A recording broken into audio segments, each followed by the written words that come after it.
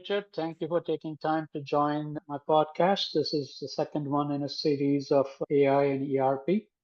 Glad to have you this afternoon. Oh, it's a pleasure to be here. I appreciate the opportunity. Richard, we've been talking about AI and ERP in the modern day higher education, how AI is getting into the day-to-day processing and things like that. Just last week, I had a guest who said that as a CIO, he's feeling pressure from the corporate board asking how is the university adapting to AI and adopting AI. What are your thoughts? I think the first thing, like most technology, we shouldn't just respond for pressure. We need to have a strategy around it, just like every other technology. AI certainly is going to influence much of what we do across the board, from teaching and learning to operational activities. It really needs to be an enterprise strategy, not some reactive process that people want us to implement. AI needs to be a well thought out strategy, cross-functional coordination, high quality data. All of those things need to be in place in order for artificial intelligence to be successful. Trust in the data, trust in the sources, trust in the processes. And I think that's where boards and senior leadership just can't wish that into existence.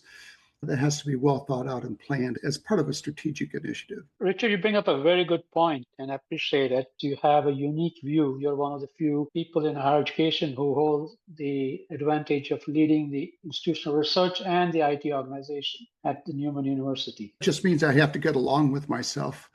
That's a good point, Richard. You talked a couple of things. One is strategy and then clean data. Let's take that one at a time. What are some of the components you think is required in a good strategy? The obvious answer to that with any initiative, whether it's technology, artificial intelligence, data governance, it has to align with the institution's missions, values. It has to be part of the essence of the institution. If it's not aligned, you're going to get individuals doing ad hoc plans or ad hoc initiatives. It rarely will roll up to a cohesive cross-functional strategy that actually drives the institution forward. That's a really important concept for people to grasp, because I think that's where a lot of education institutions struggle. It's the cross-functional collaboration. The old euphemism is data silos, and all the organizations are siloed. Well, we don't operate in that environment anymore from a technology standpoint and a system standpoint. If you look at higher education or academic institutions as complex systems, all of these different components have to work collaboratively and cohesively together. Data needs to be interoperable. As data moves through the ecosystem, the same data integrity, data definitions, all of those things need to be in place. Because the worst thing that I hear from leadership is, gee, I get a report from IR or I get a report from finance and it doesn't match. That's an age-old problem. AI isn't going to fix that without a strong governance mechanism in place and framework in place. You have to have this pre-work done. Data governance and AI is a leadership issue. What I see is oftentimes leadership boards, for example, will say, I want AI, and then push it down into the organization. The business units are supposed to figure out how all of this works together, how we optimize the movement of that data and information. That's a big challenge because it needs leadership. Dr. Deming in the 1950s would say that continuous improvement doesn't happen without leadership's involvement. That's the same then as it is now. This has to be a top-down strategy and initiative because it's going to impact everything that the institution does. You need to have a plan for that impact. Richard, you touched on governance and data definitions. How do you bring a collective organization like an academic institution under one data governance or one data definition for that matter? If you go look at some of the larger institutions, most of them have frameworks in place. For example, Harvard has a publicly available data governance model. They have to have that because they do a lot of DoD and those kind of things. University of Michigan is the same way.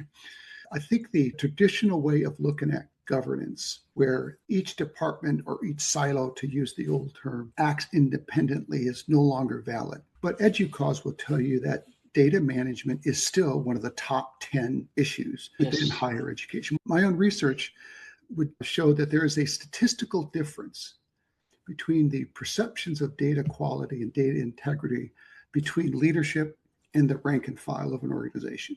There's a gap here between what really happens on the streets and what leadership thinks is happening. That gap has to be closed by a cohesive cross-functional collaboration across all of the institutions or all of the business units. What we did at Newman was we mapped out what I call the ERP ecosystem. We looked through how students come through the ecosystem and how data and information move from one phase to the next, the enrollment phase or the recruiting phase to the class content delivery. We looked at specific areas where those processes that help that data, aka a student, move through the institution, we optimize those processes. Because what we found in system research is that the boundaries between each phase or each subphase of an institution is where most of your data issues occur. The enrollment does it one way, and the registrar does it another way, and the faculty think it's happening this way. We spend a lot of time on when data goes from one phase to the next, because that's where most of our data errors and data quality issues are. What we know with AI is you need good quality data, you need good trust in the data. So that framework is in place, not because of AI, but because we need to have a governance structure that looked at the institution as a complex system. We track where we have data issues and we fix them. We go back to good old-fashioned root cause analysis of why one process is producing bad data and try to fix it before that data gets moved to the next phase. That's a deliberate strategy, and that's a deliberate framework. It's not easy because a lot of the institutions or the business units, that's not the way we've done it. We always do it this way, those kind of things. We have to overcome those cultural barriers, not technical barriers. The technical barriers are pretty easy. The cultural barriers can be quite challenging. Exactly. How about the faculty? I know the faculty like to be on the bleeding edge, especially with AI. They're using AI in their day-to-day activities. Is the administration feeling the pressures of using AI from the faculty? Yes and no. I think the faculty like to be on the bleeding edge, and they are. They're using AI and creating lesson plans and helping students learn. It can be very effective. In my classes, I teach data science, and we use Colabs and ChatGPT and some of the other models or the other platforms to help improve coding. Let's be honest, AI helps me become a better coder. And that's just the reality of it. What's interesting with my students is even the newer students, they're like, what about the syntax? What about the programming of it all? Their frame of reference, the context in which they're using AI in programming, for example, has changed from traditional ways of coding.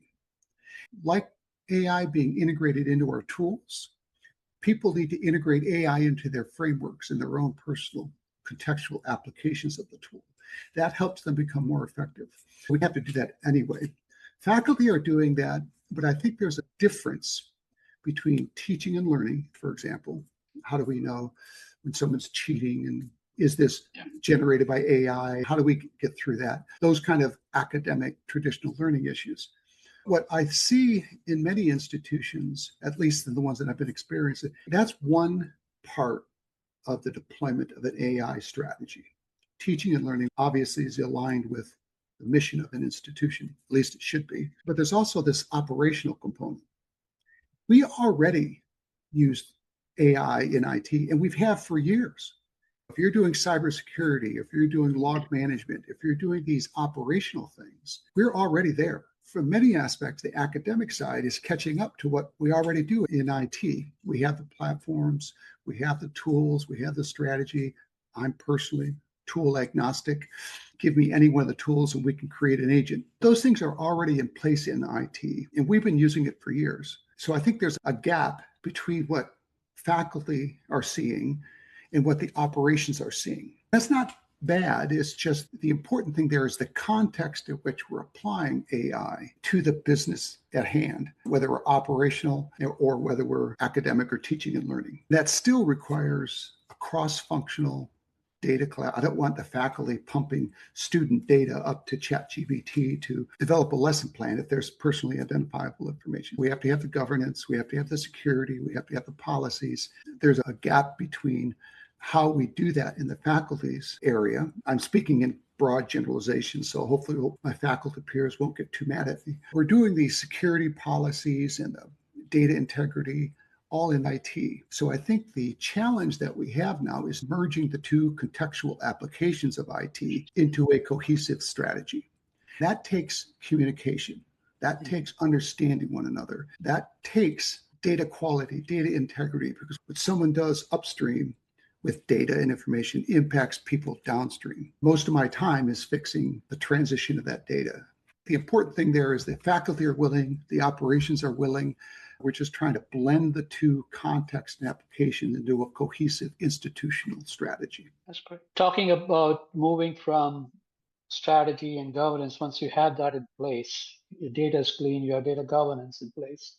Who do you think will be the early adopters of AI from the administration side of the house? If I could answer that with 100% accuracy, I'd probably be working somewhere else. I tell you what I'm seeing right now is, first of all, I do believe we should not, as a leadership team, get enamored with a vendor's solution. It's going to be morphogenetic. It's going to change the next couple of years. You have to selectively choose which vendors are going to partner with, which one are going to do it not for their reasons. It's not about their reasons, it's about our strategies, the institution strategy. If they can support that, then we want to partner with them. At my institution, we cut our vendor list down to 3 or 4 or 5 key strategy vendors. That's what we stick with to implement our plan. I think that's one area where we probably won't need as many programmers. I know I could always use more staff, but our programmers will be much more effective. The key areas operationally, I believe, will be in the analysis area. You can pump in a spreadsheet and it come out with pretty doggone results as far as financial statements and predictive modeling and those kind of things. Operationally, that's going to be pretty disruptive for a lot of people. You got to look at training, you got to look at bringing up the skill sets. You have to prepare the business office and the registrar's office and enrollment management with what does it mean to use these tools. I know it's going to shock everybody. They're not perfect. You still need to interpret the results, and you still need to understand how to move forward with good actionable plans. Whether I do the analysis or whether AI produce the analysis, another example of that. We did a survey recently. We did a sentiment analysis on the students' responses. And beautiful summary. It was very accurate. We felt good about it. No one believed, like, well, that's not true. That couldn't possibly be what our students are thinking. Because they look at 10% of the population responding to the survey and everything's great. What about the other 90% that didn't respond? Those are the things that we wrestle with every single day.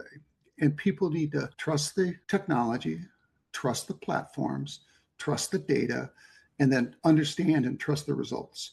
That, again, is more cultural, not technical. Great point. A year from now, Richard, what are we going to be talking about? How AI disrupted administration, or are we moving on from AI to something else? I don't think anyone can tell you a year from now or 2 years from now what it's going to look like. But I do know that you really have no choice. It is already here.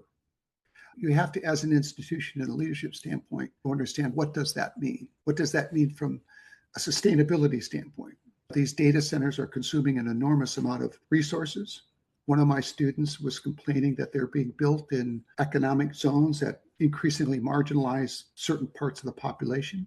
There's natural resources, there's human capital. A year from now, we have to understand what that means and whether or not it fits into our moral and ethical discussions and strategies. I think we're going to see a lot more AI integrated into the operations. And my concern from an administration standpoint is that I'm not sure the administration and the operations are ready for it. What every institution that I've been at, and I've been doing this a lot, they haven't been prepared with the existing technology. AI is going to require an investment. It's going to require some dollars. It's going to require some resources. It's going to require human capital. A year from now, I'm not sure that mid-tier institutions are going to be in any better place to manage that transition than they are now. The big institutions, I'm not worried about. The big institutions, they've already got platforms and initiatives in place. The mid-tier need to partner and they need to make some significant investments, and I'm not sure they're ready. Great talking, Richard. I appreciate the time. It is absolutely my pleasure, and you are more than welcome to call me at any time, my friend. Thank you, sir. I appreciate it, and we'll be in touch. Thank you. Have a great one.